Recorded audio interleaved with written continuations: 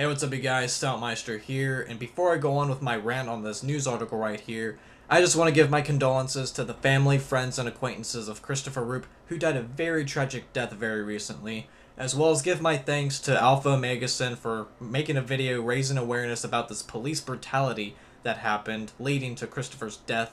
And I'm going to leave a link for the articles and the video that Alpha did in the video description down below. As far as law enforcement in the fascist state of America couldn't get any fucking worse. We have police officers that violate the 4th Amendment by doing illegal searches in people's homes. We have police officers that beat up protesters that are already defenseless, especially if they're cuffed up. We have police officers that love to kick protesters in the fucking face.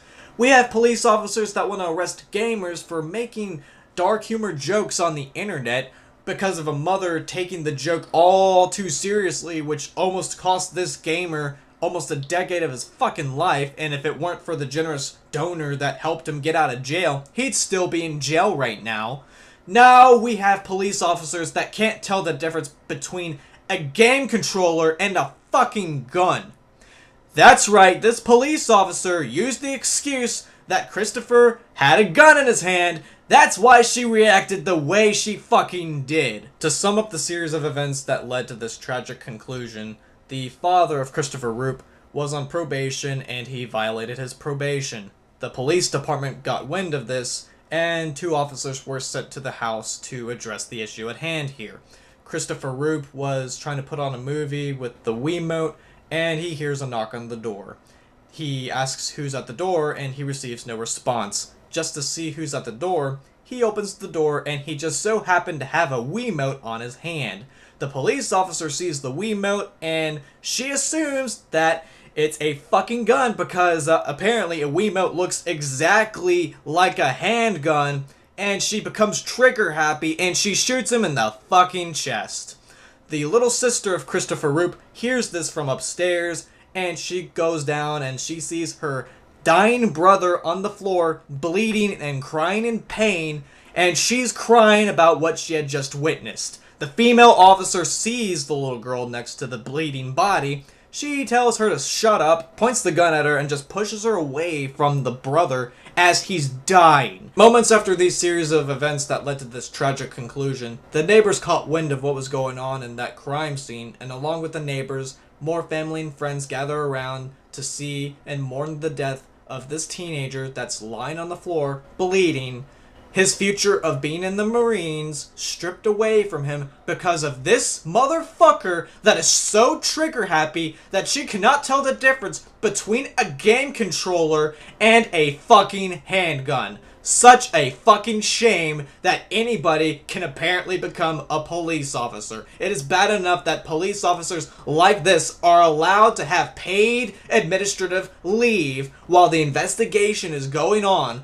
But the police department, along with these 2 officers that were involved in that crime scene, are coming up with such a bullshit story to justify the reasoning behind their actions. By saying that, oh, it looked like he was about to attack the officer. It looked like he had a handgun. Yeah, because a game controller such as the Wiimote looks identical to a fucking handgun. Are you fucking kidding me? Even if Christopher were to attack the police officer with a game control, that would not call for such lethal force to take place at all. Now, if Christopher were to attack this police officer, whether a game control is involved or not, as long as a non-lethal item is involved, I could see the police officer grappling or using a taser or pepper spray, and I'd be perfectly fine with that, just to calm him the fuck down. But no, he just answers the door, seeing who it is, and he happens to have a game control in his hand. Next thing you know, she mistakes that for a gun, and she shoots him in the chest. And all this happened because they just wanted to go see the father who violated probation.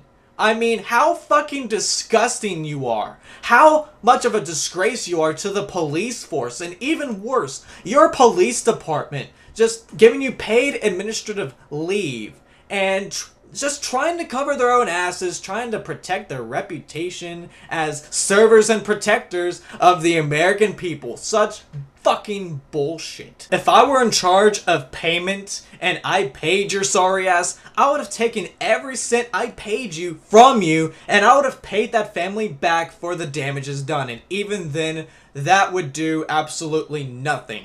And now I'm hoping that this family sues the entire police department for their negligence of owning up to their bullshit. Instead of saying that they fucked up and they're not fit to be in this position of a job, no, they just have to come up with lies to cover their own asses. I hope this entire family sues the living hell out of that police department, and I hope they get a lot of money out of this. And even then, it shouldn't even be about the fucking money. It should be about pushing for justice, and the very fact that these kind of stories don't get as much recognition as fucking Miley Cyrus twerking at the VMAs and sticking her tongue out, or Kanye West being an egotistical bastard that he is, or Justin Bieber for drag racing while under the influence of alcohol and drugs. In the fascist states of America, folks, celebrity news is way more fucking important than the police state that's taking place in America, or talking about what's happening in the Ukraine right now, what's happening in Syria, what's happening in the Middle East, what's happening with the world governments coming together, what's happening with our own government, as a matter of fact. Yeah, bringing awareness about the fuck-ups that are happening in this country along with the rest of the world is way less important than letting you know useless celebrity news.